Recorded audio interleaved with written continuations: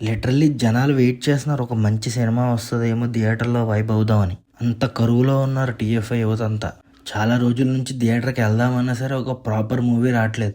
అలాంటి టైంలో వచ్చాడు 'నాని' విత్ హిట్ ఫ్రాంచైజ్. జనాల్లో ఆ యాంటిసిపేషన్ అనేది బుకింగ్స్ నుంచే కనిపించింది.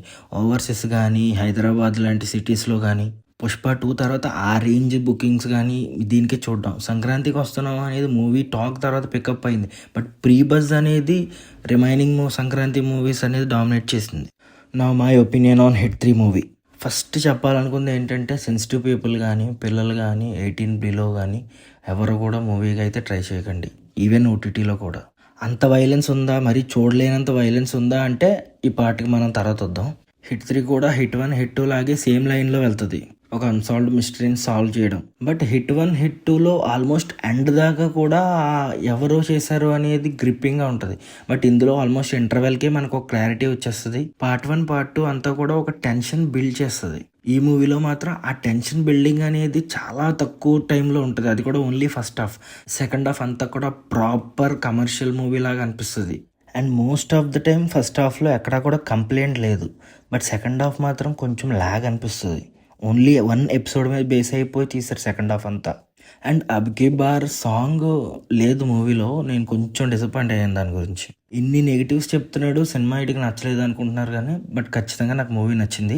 అండ్ ఇప్పుడు పాజిటివ్స్ మాట్లాడుకుందాం. ఫస్ట్ థింగ్ స్పెషల్గా నాని గురించి మెన్షన్ చేయడానికి ఏముంటుంది, సింగిల్ హ్యాండెడ్గా ఫస్ట్ నుంచి లాస్ట్ వరకు మూవీ అంతా పర్ఫార్మెన్స్ చేశారు. కొన్ని చోట్ల ల్యాగ్ ఉంటుంది, కొన్ని చోట్ల స్లోగా ఉంటుంది, కొన్ని చోట్ల అన్నెసెసరీ సీన్స్ వస్తాయి. బట్ స్టిల్ ఎక్కడ కూడా మైండ్ డీవియేట్ అవ్వకుండా పర్ఫార్మెన్స్ మీదే మన ఫోకస్ అంతా పెట్టేలాగా యాక్ట్ చేశారు. అండ్ శ్రీనిధి శెట్టి కూడా నాకైతే చాలా బాగా అనిపించింది. చాలా రిఫ్రెషింగ్గా అనిపించింది ఆ పేరు కూడా.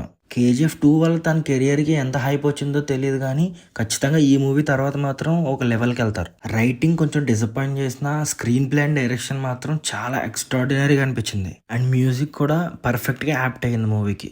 మీరు నా రివ్యూ ఒకసారి మార్కో మూవీ చూస్తే వైలెన్స్ ఎక్కువ ఉందని కంప్లైంట్ చేశాను.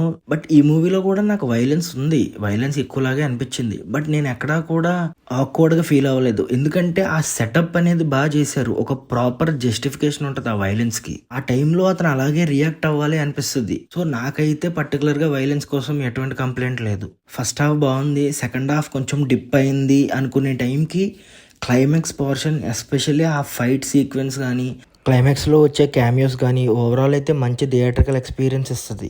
ఓవరాల్ వైలెన్స్ ఫ్యాక్టర్ పక్కన పెట్టేస్తే కమర్షియల్ మూవీ నచ్చే వాళ్ళందరికీ ఈ మూవీ నచ్చుతుంది. అండ్ హిట్ 1, 2 లాగా గ్రిప్పింగ్ స్టోరీ ఎక్స్పెక్ట్ చేస్తే మాత్రం కొంచెం డిసప్పాయింట్ అవ్వచ్చు. నాకైతే నచ్చింది. ఫైనల్గా ఈ మూవీకి నా rating 3/5. Follow for more. Thank you.